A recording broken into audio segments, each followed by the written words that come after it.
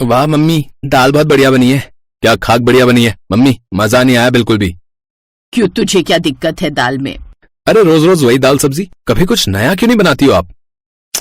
अरे भैया अच्छा तो है, कितना टेस्टी खाना है। ऐसा है तो चुप हो जा, समझा?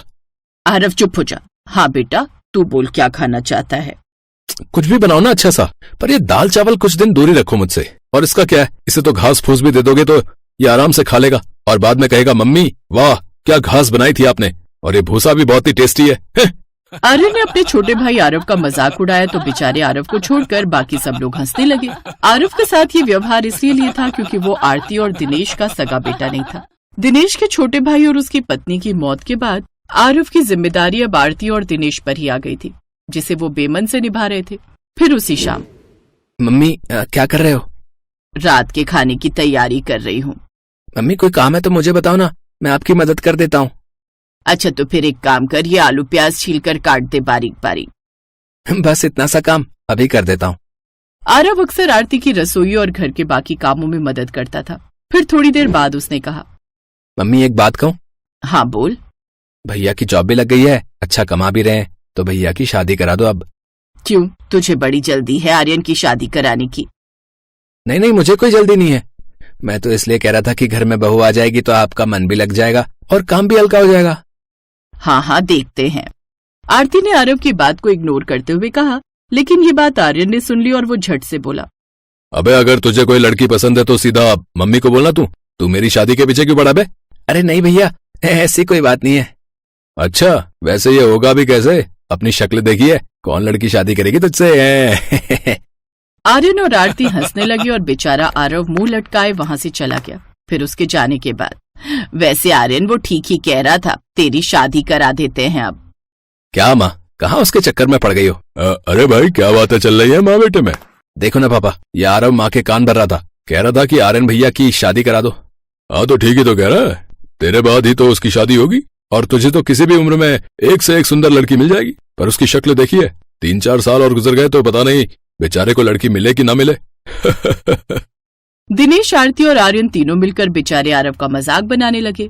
आरव उन तीनों की बात सुनकर दुखी हो गया। फिर अगले दिन, माँ मैं सोच रहा था कि अगर मैं शादी कर लूं तो आपकी बहू कैसी होनी चाहिए? अरे कैसी भी हो, रानी बनाकर रखेंगे हम उसे। अरे वो जो मर्जी करे, घूमे फिरे, ऐश करे, बस तुझे खुश रखे, और क्या चाहिए हमें। ठीक बात तो है, तुम इकलौते बेटे हो हमारे। क्यों इकलौता क्यों? वो आरव भी तो है ना। उस दिन आरव ने फिर से ये बात सुन ली और उसे एक बार फिर एहसास हुआ कि वो चाहे उन तीनों को कितना भी अपना माने, लेकिन वो तीनों मजबूरी में ही उसे अपने साथ रखे हुए थे। इसी तरह कई महीने बीत गए और फिर अनन्या आर्यन की पत्नी बनकर घर आ गई। फिर शादी के कुछ दिन बाद, बेटी अनन्या आज तेरी पहली रसोई है, बता क्या बनाएगी? अब जो कह दे मम्मी जी, मैं तो ऐसा खाना बनाती हूँ कि खाने वाला उंगलियां ही चाटता रह जाए। हाँ अरे वाह, चलो फिर ठीक है, तुम अपनी मर्जी से कुछ भी बना लो। जाइए आप आराम से टीवी देखिए, मैं झट से कुछ टेस्टी सा बना कर लाती हूँ। आरती बहुत खुश हुई और उसने बड़े प्यार से अनन्या के सिर पर हाथ रखा और थोड़ी देर बाद डाइनिंग टेबल पर ढेर सारी कटोरियां, कांटे, चम्मच और हर आदमी के लिए 3-4 प्लेटें रखी हुई थी। ये देखकर दिनेश ने आरती से पूछा, अरे बाप रे, ऐसा क्या बन रहा है? अरे अनन्या की पहली रसोई है, पता नहीं क्या क्या बनाएगी, उसकी मदद कर रही हूँ। पहले बेचारी खाना बनाएगी, फिर बर्तन लगाएगी, इसीलिए मैंने ही बर्तन लगा दिए। हाँ ये अच्छा किया तुमने। आरव तो एक काम कर। जी पापा जी। तू ना सबके लिए सूप की कटोरियां भी रख दे और गहरे वाली चम्मच भी। बड़े घर से आई है, वहाँ खाने से पहले सूप पीने का रिवाज जरूर होगा। हाँ पापा सही कहा, मैं भी रखता हूँ। थोड़ी देर बाद सभी लोग डाइनिंग टेबल पर आकर बैठ गए। अब वो बेसब्री से खाने का इंतजार कर रहे थे। तभी रसोई से अनन्या बाहर निकल कर आई। उसके हाथ में एक बड़ा सा बर्तन था। लीजिए, मेरी स्पेशल डिश आ गई है। पर मम्मी जी, ये इतने सारे बर्तन किस लिए? वो अभी तुम और खाना लाओगी ना, तो इसीलिए मैंने ये सब लगा दिया। और खाना? अरे नहीं नहीं मम्मी जी, यही है जो है। आरव, इन सब बर्तनों को साइड कर दो जरा। जी भाभी, अभी करता हूँ। अब हर किसी की नजर उस बर्तन पर थी जो अनन्या अपने साथ लेकर आई थी। उसने बर्तन खोला तो उसमें ढेर सारी मैगी थी। है मैगी? तुमने बस ये बनाया बहू? अरे मम्मी जी, यही तो है मेरी special dish, Maggi with special veggies. Maggi? अरे वो तो ठीक है, पर खाना? अरे इतनी सारी मैगी है तो सही, देखना कितनी टेस्टी लगेगी खाने में। आप सब उंगलियां चाटते रह जाओगे। वो तो ठीक है बेटा, पर ये तो कांटे से खानी होंगी ना, फिर सूखी उंगलियां कैसे चाटेंगे? कोई बात नहीं पापा जी, आप चम्मच चाट लेना। अनन्या जोर जोर से हंसने लगी। उधर घर के लोग एक दूसरे का मुंह देखने लगे। आर्यन समझ गया था कि उसके साथ सबसे बड़ा मजाक हो गया है। सुंदर पत्नी के नाम पर उसने एक ऐसा महंगा प्रोडक्ट ऑर्डर कर दिया था जिसकी रिप्लेसमेंट भी नहीं थी। और फिर रात में ये बड़ा अजीब सा मामला हो गया जी। हाँ वो तो है। खैर अब तो शादी हो गई, सिखाओ उसे खाना बनाना। अरे क्या क्या सपने संजोए थे कि बहू आएगी तो बढ़िया बढ़िया भरवा बैंगन खिलाएगी, शाही पनीर खिलाएगी, पर ना जी, यहाँ तो पहली रसोई में मैडम ने मैगी खिला दी। ना ना ऐसा मत कहो आरती, मैगी नहीं थी वो थी special Maggi with special veggies. Aarti जिस लड़की को अपनी बहू बनाकर लाई थी उसे अच्छा खाना बनाना तो दूर, रोज का सादा खाना बनाना ही नहीं आता था। अगले ही दिन से आरती अनन्या को धीरे धीरे खाना बनाना सिखाने लगी, लेकिन अनन्या का खाना बनाने में कहाँ मन लगता था। ऐसे ही कई साल बीत गए और फिर एक दिन, वो सब तो ठीक है पर उसे खाना बनाना तो आता है ना? हाँ माँ, वो बहुत अच्छा खाना बनाती है और आपको जैसी बहू चाहिए वो बिल्कुल वैसी ही है। लो भाई, क्या जमाना आ गया है। बड़े वाले ने भी अपनी मर्जी से शादी करी और ये आरव भी अपनी पत्नी खुद ही चुनकर ला रहा है। हमारी तो कोई जरूरत ही नहीं रही अब। अरे ठीक है ना बाबा जी, क्या फर्क पड़ता है, आपको कौन सा दहेज देना है? देना नहीं है पर लेना तो है। लेकिन ये भाई साहब ऐसी लड़की पसंद करके आए हैं जो पहले से ही गरीब है। अरे अनन्या को देखो, क्या नहीं लाई थी वो अपने साथ, कार, एसी है, अरे सब कुछ दिया था उसके पापा ने। खैर भैया, जिसकी जैसी किस्मत। और फिर आरव की शादी हो गई और घर में आराध्या छोटी बहू बनकर आ गई। पहली रसोई के दिन, ये लीजिए मम्मी जी, ये भरवा बैंगन, ये शाही पनीर और ये गाजर का हलवा, और साथ में नान भी बनाइए मम्मी जी। वाह वाह, क्या बात है, खाने की खुशबू तो कमाल लग रही है। हाँ हाँ ठीक है, चलो खाना शुरू करें। जैसे ही सभी लोगों ने खाना शुरू किया, उन सबने अपनी अपनी आंखें बंद कर ली। खाना वाकई बहुत टेस्टी बना था। सबने अपनी अपनी प्लेट साफ कर ली और उंगलियां चाटने लगे। खाना ठीक ही बना था है ना मम्मी? हाँ हाँ ठीक सही था, पर इन डिशेस में ऑयल बहुत होता है, बाप रे। आराध्या ने बहुत मेहनत की थी पर उसे वो तारीफ नहीं मिली जिसकी वो हकदार थी। उधर रात में आरव ने आराध्या को सारी बात बता दी और उसकी खूब तारीफ की। अब पता चला कि तुम्हारे इतने अच्छे खाने को क्यों तारीफ नहीं मिली। हाँ समझ गई, लेकिन कोई बात नहीं, मुझे तो तुम्ही से शादी करनी थी, बस अब और कुछ नहीं चाहिए मुझे। इसी तरह वक्त गुजरने लगा और फिर एक दिन, वाह आराध्या, क्या बात है, आज एक करारी भिंडी तो तुमने बड़ी ही गजब बनाई है। हाँ ठीक ही है। अरे कितनी सरल सी सब्जी है, भिंडी तेल में डालो और लो, बन गई करारी भिंडी।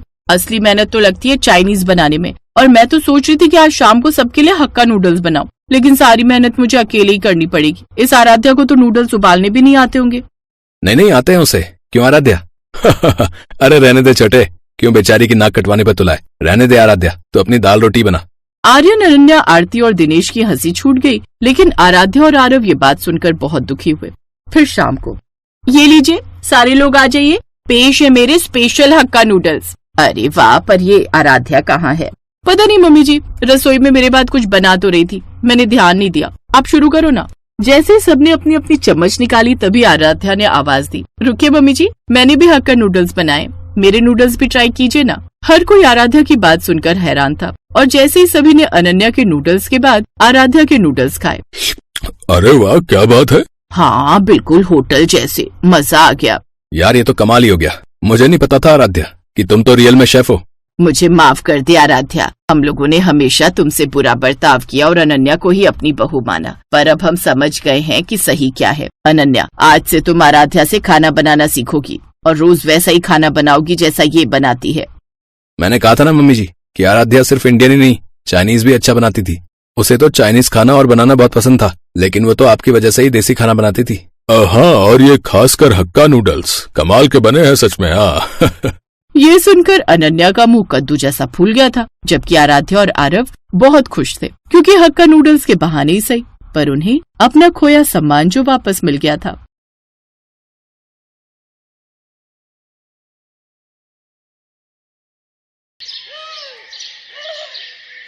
रूपनगर में सीमा अपने बड़े लेकिन गरीब ससुराल में रहती थी। उसके ससुराल में उसके सास ससुर, पति और 4 साल की बेटी रूही थी। सीमा का पति अशोक एक फैक्ट्री में गार्ड का काम करता था। एक रात काम पर जाते वक्त उसका एक्सीडेंट हुआ और उसके दोनों पैरों में गहरी चोट लग गई और कुछ महीने के लिए डॉक्टर ने उसे बेड रेस्ट के लिए बोल दिया था। अशोक की ऐसी हालत देख फैक्ट्री के मालिक ने उसको बिना तनख्वाह दिए छुट्टी पर भेज दिया। इसलिए घर खर्च चलाने के लिए सीमा ने लोगों के घरों में काम करना शुरू कर दिया। क्या नाम है तुम्हारा? जी सीमा। देखो सीमा, घर की साफ सफाई, झाड़ू पोछा, बर्तन, कपड़े, ये सब काम तुम्हें करने होंगे और इसके बदले में मैं तुम्हें 3,000 दूंगी, ठीक है? जी मालकिन, मैं कल से आ जाऊंगी। अगले दिन से सीमा काम पर चली गई। सीमा, घर की साफ सफाई हो गई हो तो फिर जरा किचन भी अच्छे से साफ कर देना, और हाँ, जब जाएगी तो एक बार मुझे फुट मसाज दे देना। उफ, कल शॉपिंग करके आई हूं ना तो पैर बहुत दुख रहे हैं। ठीक है मालकिन, मैं कर दूंगी। सारा काम निपटाकर मालकिन की फुट मसाज करके सीमा घर लौटती है। थकी हारी सीमा घर लौटी तो उसकी ऐसी हालत देखकर अशोक बोला, मुझे माफ करना सीमा, आज मेरे कारण तुम्हें दूसरों के यहाँ ये सब काम करना पड़ रहा है। ये आप कैसी बातें कर रहे हैं जी? जिंदगी में उतार चढ़ाव तो आते ही रहते हैं और बुरा वक्त ही तो है, आज नहीं तो कल कट जाएगा। सीमा एक जिंदा दिल औरत थी, उसमें बहुत हिम्मत थी। वो हर मुसीबत से लड़ना जानती थी। सीमा के ससुराल वाले बहुत ही अच्छे थे। सीमा काम पर जाती तो उसके सास ससुर घर का सारा काम संभाल लेते, लेकिन मालकिन द्वारा दिए गए पैसों से सीमा और उसके परिवार का गुजारा बस उतना ही हो रहा था कि उन्हें 2 वक्त का खाना मिल जाता था। सीमा अपनी मालकिन रश्मिका के घर के सारे काम करती। कभी कभी अगर खाना बनाने वाली नहीं आती तो सीमा खाना भी बना देती। अरे वाह सीमा, तुम तो बहुत बढ़िया खाना बना लेती हो। जी मालकिन, मुझे सब कुछ बनाना आता है, इडली, सांभर, नूडल्स, मोमोज। अरे वाह, फिर तो तुम बड़ी ही टैलेंटेड हो। ऐसे ही समय बीता। एक रोज रश्मिका के बर्थडे पर उसकी कुछ फ्रेंड्स उसके घर आने वाली थी। रश्मिका के सोसाइटी के पास एक बहुत ही नामी रेस्टोरेंट था। रश्मिका ने अपने बर्थडे पर अपने सभी फ्रेंड्स को वो मोमोज खिलाने का प्रॉमिस किया था, लेकिन अपने बर्थडे वाले दिन जब रश्मिका ने उस रेस्टोरेंट में फोन किया तो वो बंद था। ओह नो, इसको भी आज ही बंद होना था। अब मैं क्या करूं? तभी उसकी नजर काम कर रही सीमा पर जाती है। उसने सीमा को सारी बात बताई। लेकिन मालकिन, मैं वो होटल जैसे मोमोज नहीं बना पाऊंगी, और तीखी चटपटी चटनी तो मुझे बनानी ही नहीं आती। अरे कौन सी बड़ी बात है, यूट्यूब पर तू उसकी रेसिपी देख ले, सामान मैं मंगवा देती हूँ। वैसे भी तो तू खाना अच्छा बना लेती है, मोमोज भी बनाई लेगी अच्छे से। रश्मिका ने यूट्यूब ऑन कर दिया, जिसे देख सीमा मोमोज और स्पाइसी चटनी बनाने लगी। वो वीडियो देखकर सीमा ने वेज मोमोज, चिकन मोमोज और पनीर मोमोज बना दिए। फिर सीमा ने सबको स्नैक्स सर्व किए, साथ ही चटपटे मोमोज भी खाने को दिए। वाह यार, क्या मोमोज है! सच में इस स्पाइसी रेस्टोरेंट का भी जवाब नहीं। कमाल के कुक हैं इसके। अरे ये कमाल मेरी कुक, मेरा मतलब है मेट सीमा का है। वो रेस्टोरेंट तो आज बंद था, इसलिए मैंने इसे ही बोल दिया बनाने को। क्या सच में? लेकिन इन्हें खाकर तो ऐसा लग रहा है जैसे किसी महंगे रेस्टोरेंट से मंगवाए हो। सचमुच जवाब नहीं इसका। उन सब ने ज्यादातर मोमोज ही खाए। सबको मोमोज इतने पसंद आए कि मोमोज ही कम पड़ गए। सीमा भी अपनी तारीफ सुनकर बहुत खुश थी। घर आकर उसने ये बात अपने ससुराल वालों को बताई। हमें तो पहले ही पता था हमारी बहू बड़ी हुनर वाली है, जो भी काम करती है दिल से करती है और उसमें जान डाल देती है। ऐसी बात है तो माँ कभी हमें भी मोमोज बनाकर खिलाओ, वो भी चटपटे वाले। ठीक है मेरी बच्ची, मैं कल ही तुम सबके लिए बिल्कुल वैसे ही मोमोज बनाऊंगी। अगले दिन सीमा ने घर में मोमोज बनाए और सबको खाने को दिए। मैं ना कहती थी मेरी बहू के हाथों में तो जादू है, जादू। अरे मैं तो कहती हूँ तू लोगों के घरों का काम छोड़कर मोमोज बनाना शुरू कर दे, अच्छी कमाई हो जाएगी। लेकिन इन सब के लिए पैसे कहाँ से आएंगे? मैंने कुछ पैसे जोड़ कर रखे हैं बहू। जब राशन के लिए पैसे देती थी तो उसमें से मैं थोड़ी बचत कर लेती थी बुरे समय के लिए। अब उन्हीं पैसों से मोमोज बनाने का सामान आएगा। सीमा की सास कनस्तर में छुपाए हुए उन पैसों को ले आती है और सीमा को दे देती है, लेकिन वो सिर्फ 1800 रुपए ही थे। ये देख सीमा उदास हो जाती है। क्यों उदास होती है बहू? हर काम की शुरुआत छोटे से ही होती है। आप ठीक कह रही हैं माँ जी, अब मैं इसी से अपना काम शुरू करूंगी। अगले दिन से सीमा ने रश्मिका के घर का काम छोड़ दिया। फिर वो बाजार गई और मोमोज बनाने का सामान ले आई। सामान लाते वक्त उसकी नजर रास्ते में एक टोकरी वाले पर गई। ठेला तो बहुत महंगा आएगा, तो क्यों ना मैं टोकरी में ही मोमोज रखकर बेचूं। ये सोचकर सीमा ने टोकरी ले ली और घर आकर सारा दिन मेहनत करके उसने मोमोज और चटपटी चटनी बनाकर तैयार कर ली। फिर शाम को सीमा अपने सर पर मोमोज और चटपटी चटनी के साथ में म्यूनिस से भरी टोकरी लेकर उन्हें बेचने निकल गई। वो गली मोहल्लों में घूम घूम कर चटपटे मोमोज बेचने लगी। चटपटे मोमोज ले लो, स्वादिष्ट स्वादिष्ट चटपटे मोमोज, जो एक बार खाएगा उंगलियां चाटता रह जाएगा। तभी एक औरत उसके पास आई। अच्छा अच्छा, ऐसी बात है, जरा लगा तो एक प्लेट, मैं अभी तो देखूं कितने चटपटे मोमोज है तेरे। वैसे कितने की है एक प्लेट? जी 30 रुपए। धीरे धीरे सीमा के पास और भी ग्राहकों की भीड़ लगनी शुरू हो गई। कुछ ही देर में सीमा की सारी टोकरी खाली हो गई। वो खुशी खुशी घर गई और सारी बात बताई। अगले दिन वो और भी ज्यादा मोमोज बनाने का सामान ले आई। आज ग्राहक बेसब्री से उसका इंतजार कर रहे थे। कल इसी वक्त तो आई थी वो चटपटे मोमोज वाली, ना जाने कहाँ रह गई। मेरा बड़ा मन कर रहा है उसके हाथ के मोमोज खाने का। कुछ ही देर बाद सीमा वो मोमोज लेकर पहुंच गई। उस दिन भी उसके सारे मोमोज बिक गए। आज उसकी पहले से भी ज्यादा कमाई हुई। अब सीमा हर रोज वहाँ मोमोज लाकर बेचती। एक रोज जब वो घर पर थी तो एक सेठ उसके घर पर आया। क्या तुम ही वो चटपटे मोमोज वाली सीमा हो? जी मैं ही सीमा हूँ, कहिए क्या बात है? मैं स्पाइसी रेस्टोरेंट का मालिक हूँ। क्या तुम मुझे मोमोज खिलाओगी? बड़ी तारीफ सुनी है तुम्हारे मोमोज की। हाँ मालिक, जरूर। सेठ ने जैसे ही वो मोमोज खाए उसके तो होश ही उड़ गए। वाह भाई वाह, मैंने आज से पहले इतने अच्छे मोमोज कभी नहीं खाए। मेरे रेस्टोरेंट में भी इतने अच्छे मोमोज नहीं मिलते। क्या तुम मेरे रेस्टोरेंट के लिए मोमोज बनाओगी? इसके बदले मैं तुम्हें हर महीने 35,000 रुपए दूंगा। सीमा झट से बोली, मुझे मंजूर है साहब। तो ठीक है, कल से ही तुम ये काम शुरू कर दो। और हाँ, तुम्हें आने की जरूरत नहीं है। मेरे आदमी तुम्हारे घर से खुद आकर मोमोज ले जाया करेंगे। सेठ वहां से चला गया। ये सब तुम्हारी मेहनत का कमाल है सीमा। हाँ बहू, और इस काम में हम सब भी तुम्हारी मदद करेंगे। अगले दिन से सीमा मोमोज बनाने लगी। होटल से कुछ आदमी उसके घर से चटपटे मोमोज ले जाते और उसे रेस्टोरेंट में बेच देते। अब अशोक भी पूरी तरह ठीक हो गया और वो भी सीमा की इस काम में मदद करने लगा। धीरे धीरे सीमा ने अच्छे खासे पैसे जोड़ लिए। इस काम से उसकी आमदनी और ज्यादा बढ़ गई।